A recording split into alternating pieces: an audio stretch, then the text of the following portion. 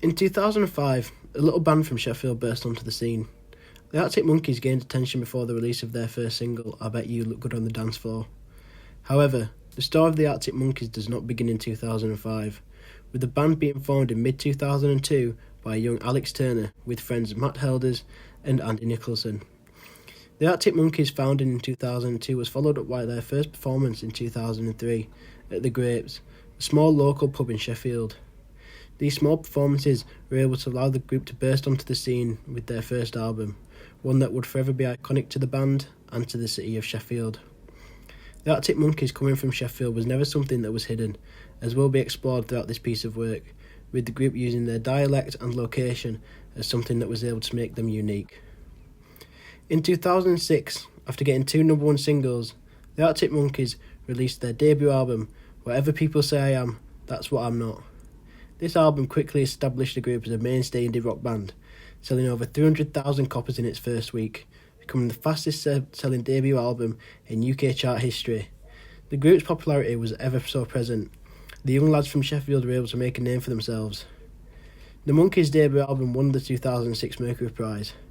This exemplifies the popularity that the Arctic Monkeys were able to garner just through their bursting onto the scene in the mid-2000s. The Sheffield roots of the band can be something that contributed to their authenticity and their success, being a breath of fresh air for the music industry. The first album from the band is able to exemplify the ways that the band was able to use Sheffield in their music. Looking into this through 4 songs from the debut album. These songs to be explored will be Fake Tales of San Francisco, Mardy Bum, When the Sun Goes Down, and A Certain Romance. The Arctic Monkeys showed their northern roots through their references of northern locations in Sheffield and areas around it. Fake Tales of San Francisco does this perfectly.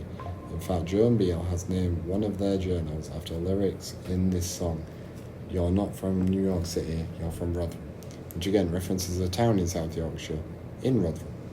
Once again showing how much of northern identity is important for the Arctic Monkeys and Alex Turner, the lead singer and the writer of all their songs. They also reference Hunter's Bar, a roundabout in the Hallam part of Sheffield at the end of Ecclesall Road, a place where the Monkeys are from. It is a slight nod to someone from the band who knew them before their fame. Quite ironically, they have now played all over the world, including in San Francisco. Referencing these locations is what drew fans to their songs, as they felt personal because they knew these places. Mardy Bum is one of the Arctic Monkeys' most famous songs, and one of their oldest, as it was featured on their demo album Beneath the Boardwalk in 2004, named after a local bar in Sheffield city centre where they gigged.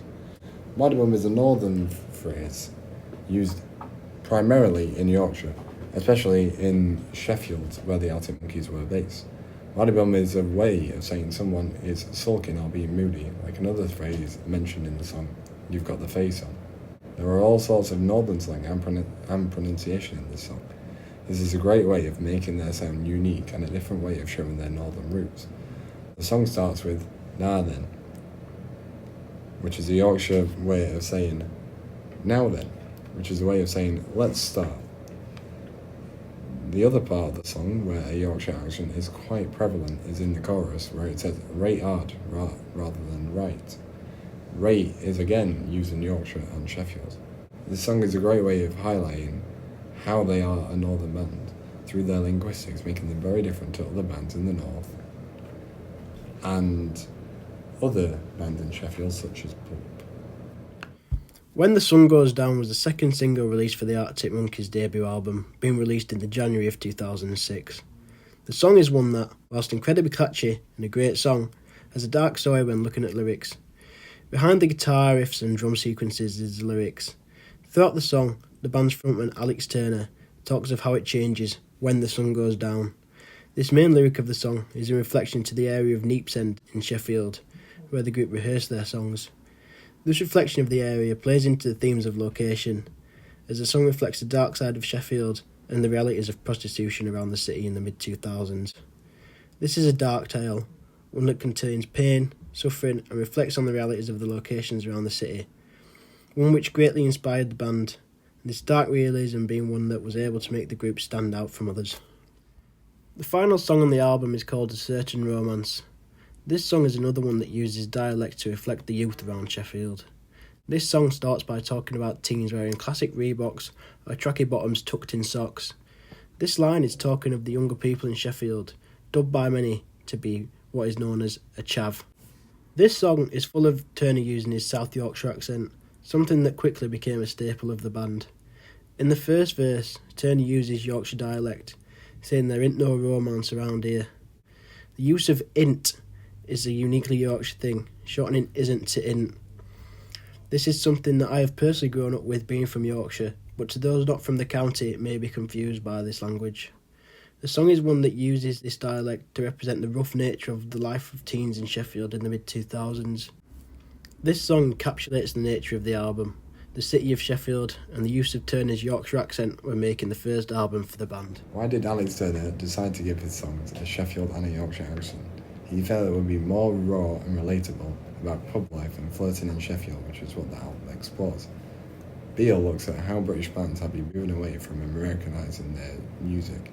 Through the 80s with bands like The Clash emerging, another band that played at the Boardwalk in Sheffield. In the 90s with the Brit-pop revolution, where bands like Pulp, Blur and Oasis were moving away from the Americanisation of their songs, creating this new genre.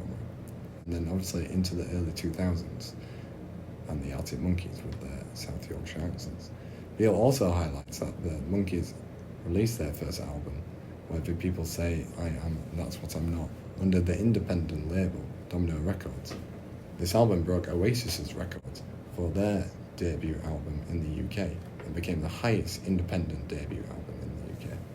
This album has stood the test of time as it racked up plenty of awards for the Arctic Monkeys, including their first Brit and a Grammy Award, and the album has been featured on many different lists for influential and best albums of all time, like the Rolling Stones top 500 albums of all time, where it is at 371st.